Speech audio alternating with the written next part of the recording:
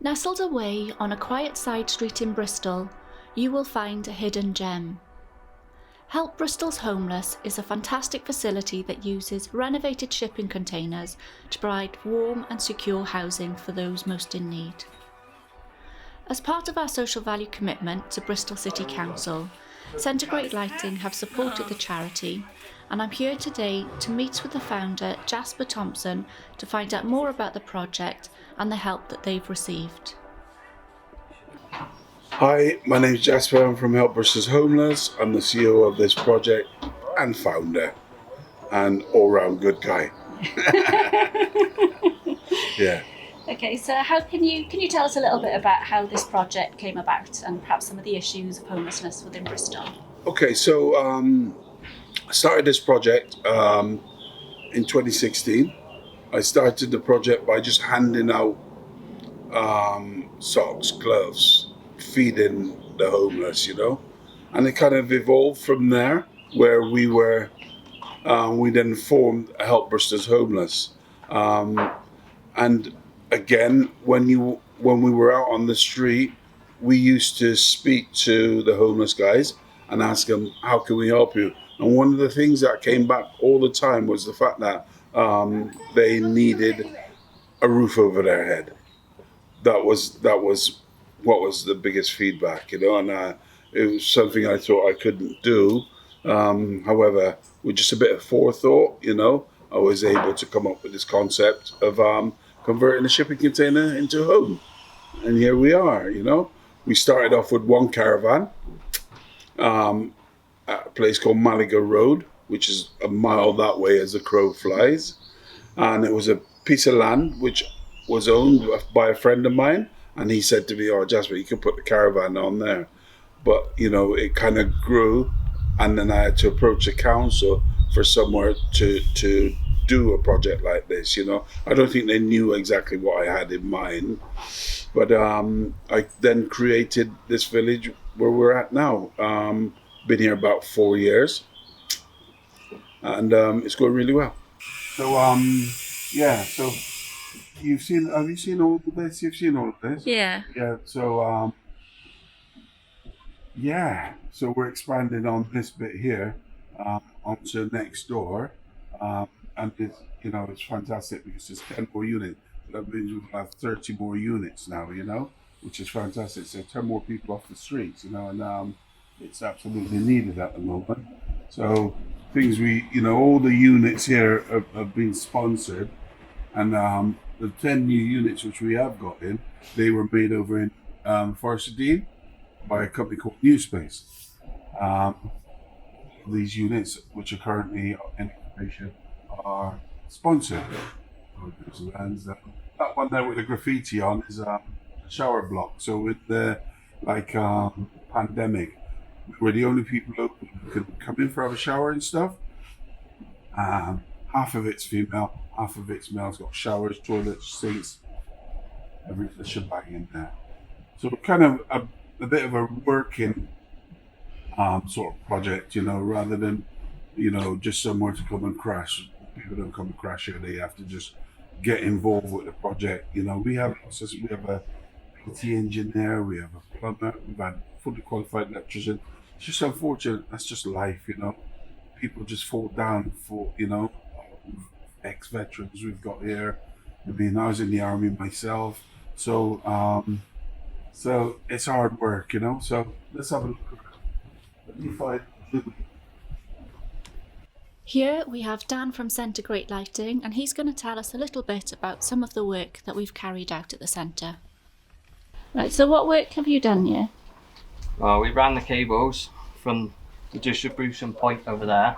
So we ran SWA to each of the cabins, and we've installed boxes on the cabins and a flexible cable with a plug on it, so it can easily be isolated for any reason whatsoever.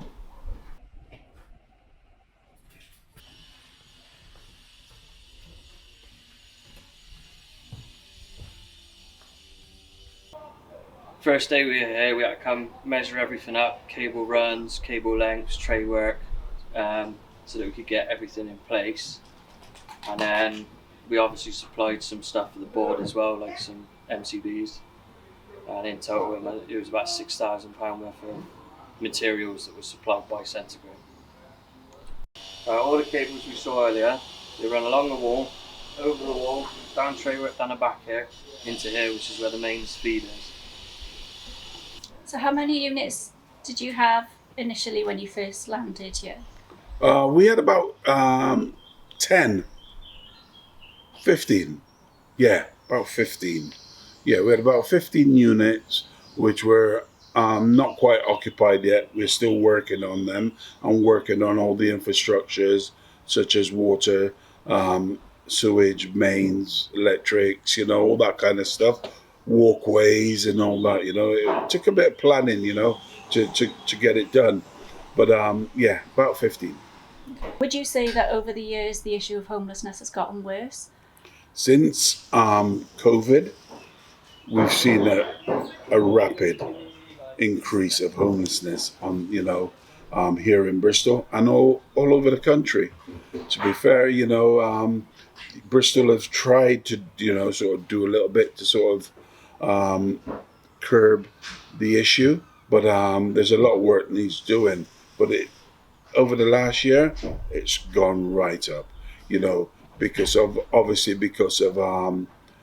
cost of living has really kicked in, and also a lot more people are under a lot of pressure. So what we find here, although we have females here, but the males, what we find is as soon as there's a disturbance in the house, for whatever reason, the male always leave the house.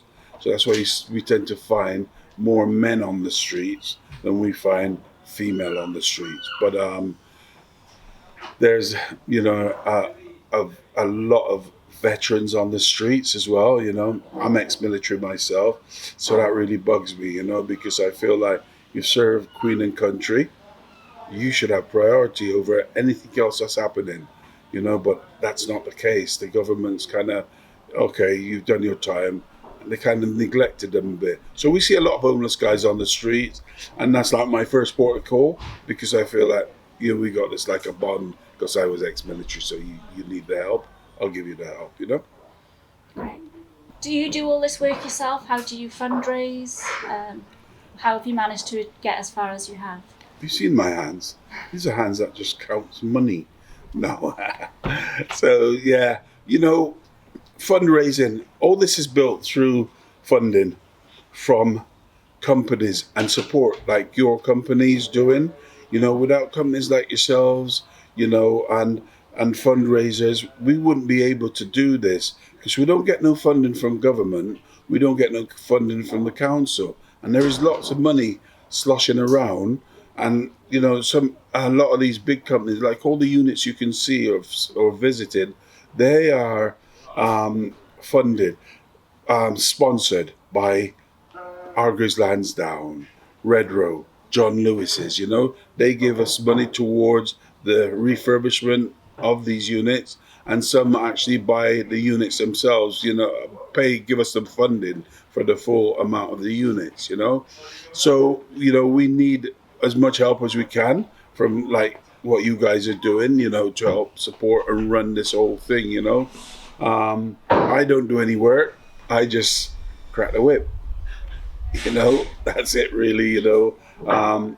Just sort of all the planning and all the kind of stuff that goes into running a project like this. It's run through me via the office. We have some volunteers, but we have quite a few paid roles on the site as well. Okay, so you've recently expanded. How did that come about? So we had quite a bit of money in the account, which I was saving up, because I knew at some stage we either going to have to move from where we were, that'll never happen, or build. I had my eye on the site next door, and I knew that was going to cost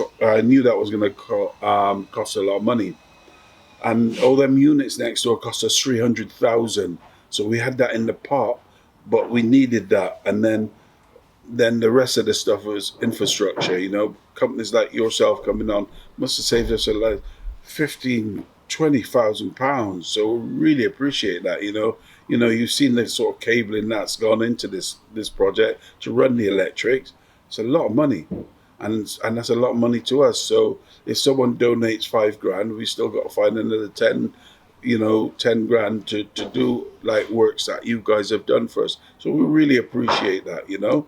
And the site next door will get 10 more people off the streets, which is great, you know. And that you've seen them, they're lovely units. So imagine coming out of a doorway at Woods or somewhere else, being homeless, even sofa surfing. There's lots of people sofa surfing. They're homeless because they got nowhere to go. So coming into a location, a village like this, you know, which is quite, apart from the drilling and banging, it's normally very tranquilo and really a good space to recover.